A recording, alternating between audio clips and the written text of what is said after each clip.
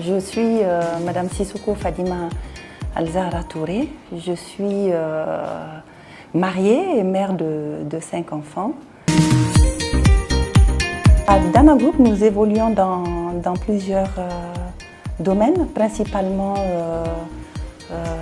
les BTP et travaux publics. Alors, nous sommes dans l'illumination des villes. Nous sommes aussi dans le duty-free. Nous avons des boutiques à l'aéroport international Modibo Keïta, Bamako ici.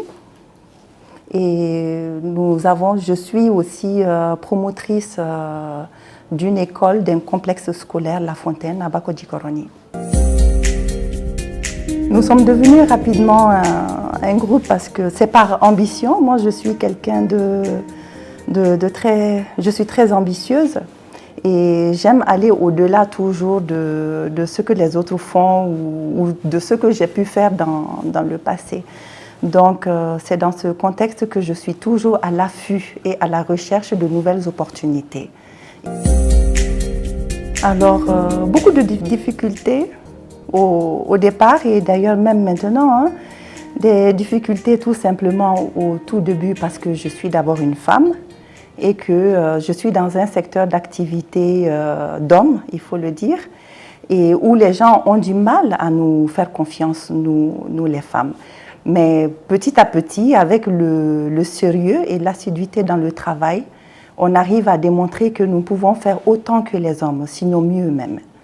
Et puis après, les difficultés que je rencontre aujourd'hui, ce sont les difficultés, je pense que, comme tout entrepreneur, ce sont les difficultés techniques, les difficultés financières, il faut le dire. Mais sinon, on le gère. Alors, parmi tout ce que j'ai entrepris jusqu'à aujourd'hui, il est vrai que ma vraie fierté reste Bamako Ville Lumière. C'est un projet que nous avons commencé il y a 5 ans. Où on est parti de rien du tout, où personne ne croyait en nous, où voilà, c'était pratiquement de l'impossible.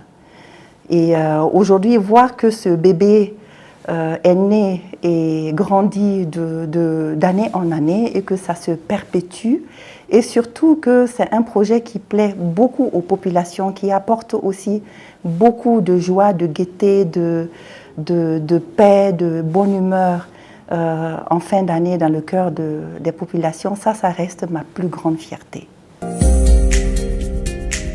En général, on me traite d'un peu dur, mais je pense que pour moi, ce n'est pas la dureté, c'est plutôt la rigueur, je dirais. C'est vrai que je suis rigoureuse. J'aime que les choses soient bien faites.